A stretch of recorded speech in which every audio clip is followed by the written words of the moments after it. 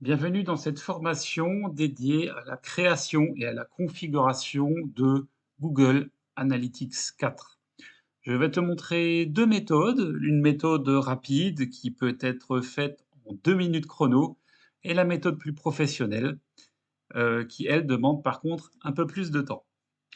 Alors cette formation est sous forme de slides, j'aurais pu le faire de la manière plus interactive, mais au moins comme ça vous aurez tous les supports de cours et toutes les captures à disposition, ce sera plus simple pour vous y retrouver. Hem, bon bah allez, c'est parti. Alors pour la méthode rapide, vous verrez c'est très, très simple. Si tu as déjà un compte Google Analytics avec une propriété universelle, donc UA, comme à l'époque, bah, tu te rends simplement dans la partie administration de ton compte et tu auras un message, vu qu'on est déjà au mois d'août, et que Google Analytics 4 est obligatoire depuis juillet 2023, tu auras forcément un bandeau qui t'indiquera de basculer vers GA4. Clique simplement sur commencer et puis voilà, tu as deux trois clics, c'est fait. Donc pour t'indiquer où ça se trouve, là je t'ai mis une capture. Donc quand tu vas dans Admin, en haut tu as GA4 Setup Assistant ou assistant de configuration. Tu cliques sur créer la propriété et tu te laisses guider. C'est très très très simple. Donc là, je ne vais pas aller beaucoup plus loin. Par contre, je vais te rentrer dans les détails de la méthode pro ou comment créer une propriété GA4 à la main en partant de zéro.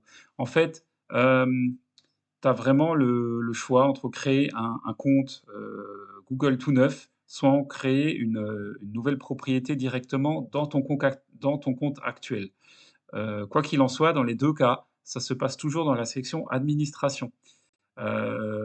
Et tu pourras utiliser ben, tous les boutons liés à chacune de ces options. C'est pour ça que je t'ai mis des captures qui t'aideront à suivre chacune des étapes.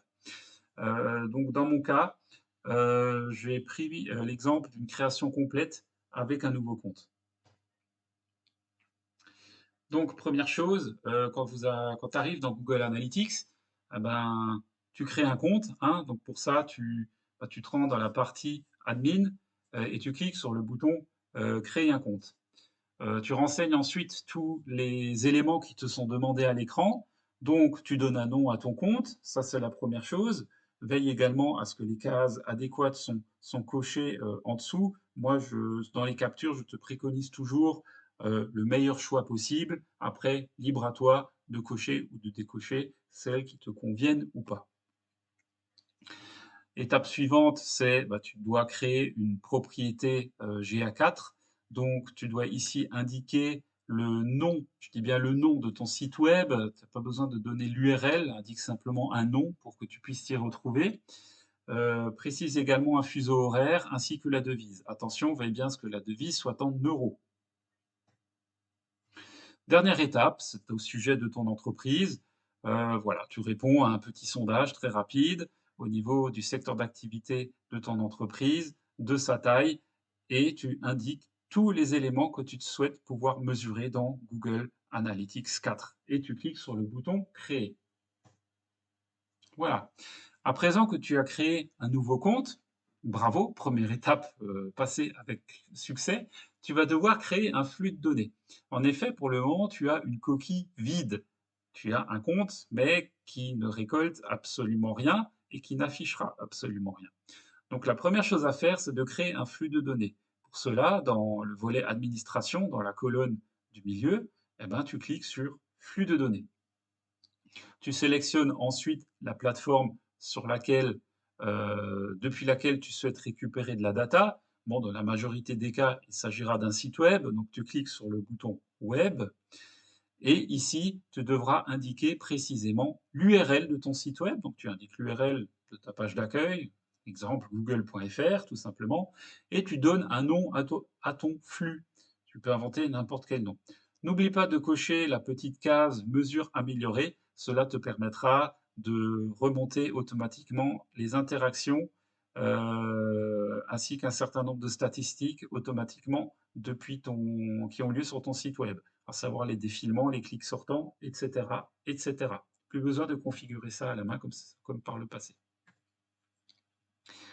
Donc tu as créé ton compte, tu as créé le flux. c'est bien. Maintenant, il faut rattacher le flux, je vais y arriver, pas le flux à la plateforme.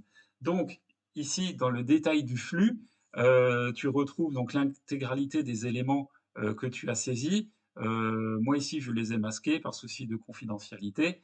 Mais nous, ce qui nous intéresse ici, c'est l'idée de mesure qui commence par G, tiret, et une suite de chiffres et de lettres. Donc, une fois que tu as récupéré ce bout de code, eh ben, tu as plusieurs possibilités pour installer GA4 sur ton site web. Soit directement à la main dans le code source. Honnêtement, c'est fastidieux. Étant donné que tu dois l'installer sur beaucoup de pages, je ne prendrai pas cette option-là, mais c'est possible de le faire sur les petits sites. Soit via un plugin, c'est la méthode, on va dire, relativement courante, notamment sur des sites comme PrestaShop, Shopify ou WordPress. Ou soit la dernière méthode que je préconise, c'est d'ailleurs celle que je vais développer, qui se fait via Tag Manager. Tag Manager, c'est quoi? C'est un outil tiers mais qui est développé par Google et qui est entièrement gratuit et qui te permet d'insérer de manière très simple tout un ensemble de balises et donc de codes sources au sein même de ton site sans même avoir à toucher au code source en dur de ton site. C'est un plugin qui s'installe. Alors comment faire? Donc là, c'est l'interface de Google Tag Manager. Au moment où tu as créé ton compte, tu arrives dans l'onglet Balises. Donc tu cliques simplement sur le bouton Nouvelle, Nouvelle balise. Tu lui donnes un nom en haut à gauche, donc ici balise GA4 du site, et tu vas aller chercher dans les types de balises, dans la sélection, tu vas chercher Google Analytics configuration GA4. Ce sont des modèles qui sont prédéfinis, c'est très simple. Donc, il va t'afficher le modèle et c'est là que tu vas coller, tu vois, l'idée de mesure à l'écran. C'est là que tu vas coller l'idée de mesure que tu as récupérée de ton compte GA4. Au niveau du déclenchement, ça veut dire quoi? Ça veut dire que tes statistiques doivent remonter à partir du moment où il se passe une action. L'action, en l'occurrence ici, est très simple, c'est toutes les pages. Dès qu'il y a une page qui s'affiche, paf, tu as une visite qui va et une impression qui va remonter dans tes stats. Donc, sélectionne bien ici All Pages, qui est d'ailleurs la valeur par défaut. Une fois que c'est fait, n'oublie pas, je ne l'ai pas indiqué, mais dans Tag Manager, une fois que tu l'as créé, que tu as tout enregistré, n'oublie pas de cliquer en haut à droite sur le bouton Publier. Tu dois, je crois, renseigner un champ et puis attendre que l'élément se publie. Une fois qu'il est publié, tu reprendras, tu n'auras qu'à suivre le mode d'emploi, reprendre le bout de code et l'installer sur ton site. Et comme ça, c'est fait. Euh, Ensuite, prochaine étape. Donc là, maintenant, tu as ton compte Google, tu as ton compte GA4, tu as créé ton flux. Tu l'as implémenté via Tag Manager sur ton site, donc les données remontent parfaitement bien.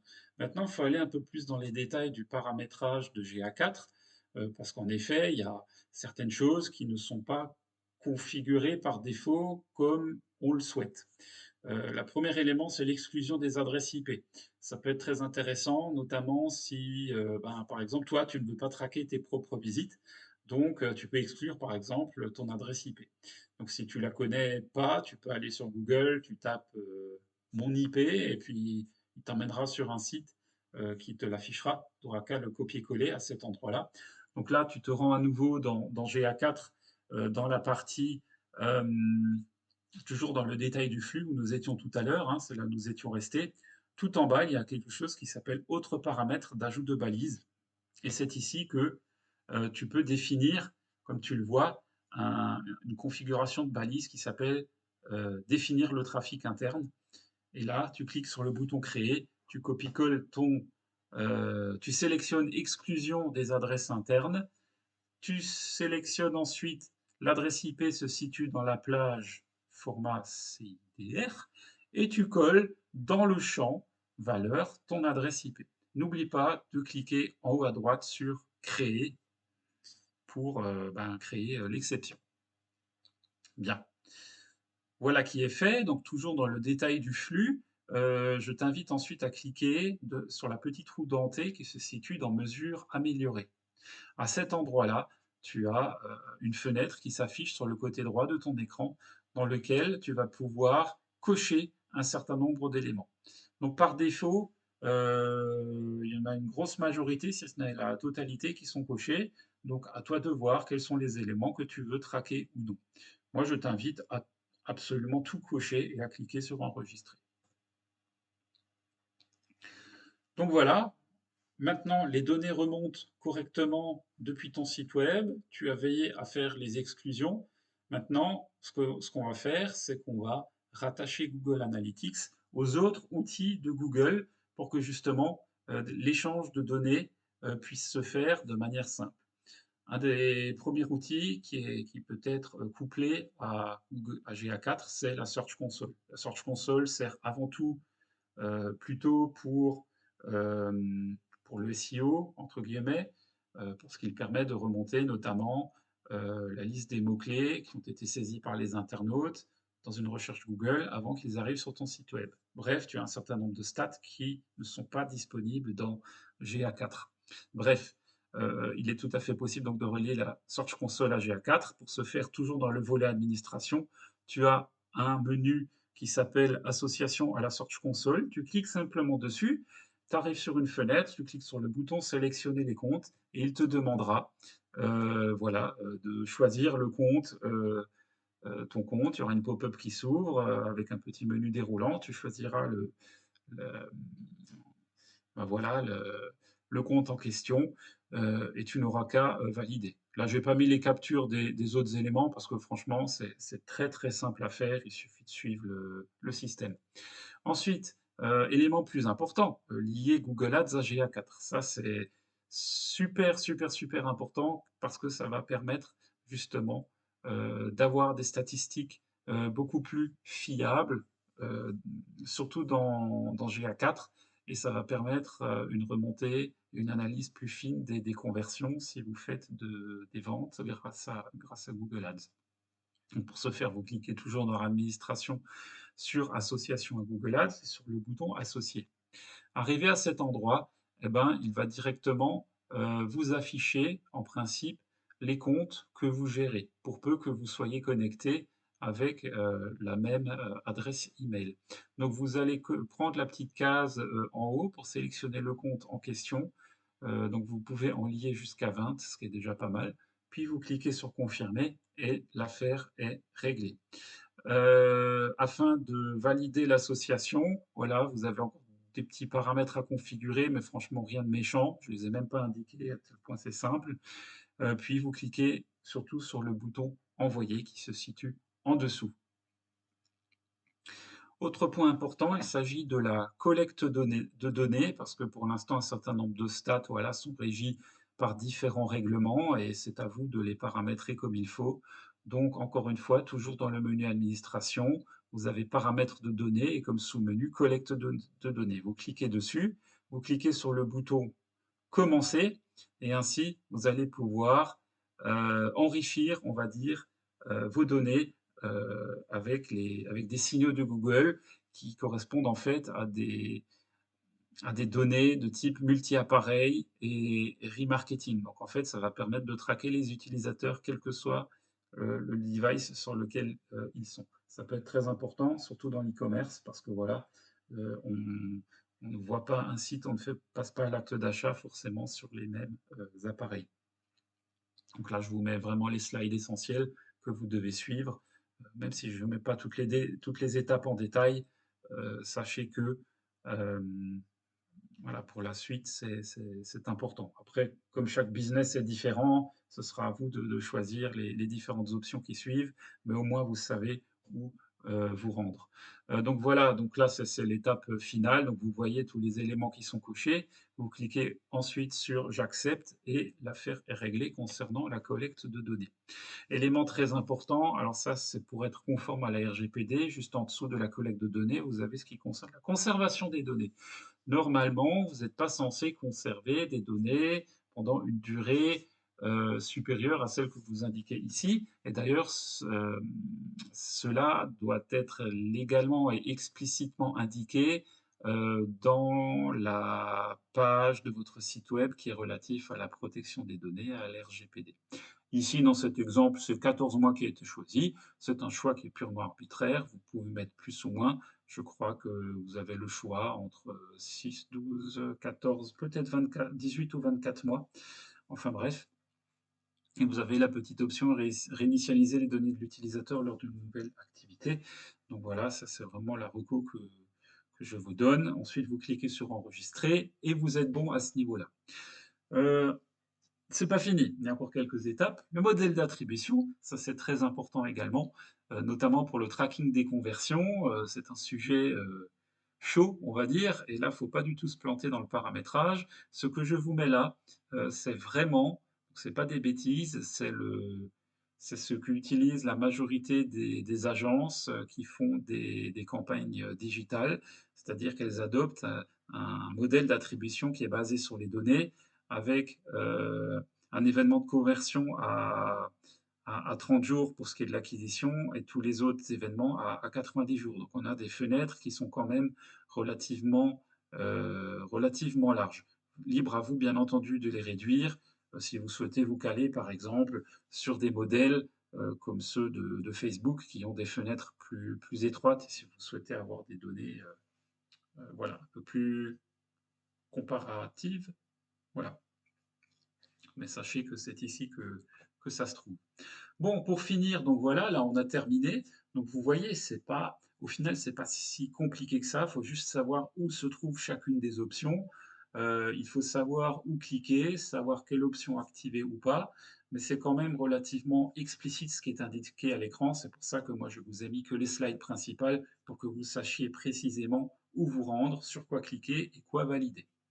Bon, maintenant c'est à vous de jouer parce que Google Analytics GA4, c'est bien beau, mais vous avez encore du travail. Vous allez devoir créer vos audiences, vos conversions, vos événements et vos rapports d'analyse. Chaque business étant différent, ben, c'est à toi d'adopter la meilleure stratégie. Alors j'espère que cette très courte formation t'a plu.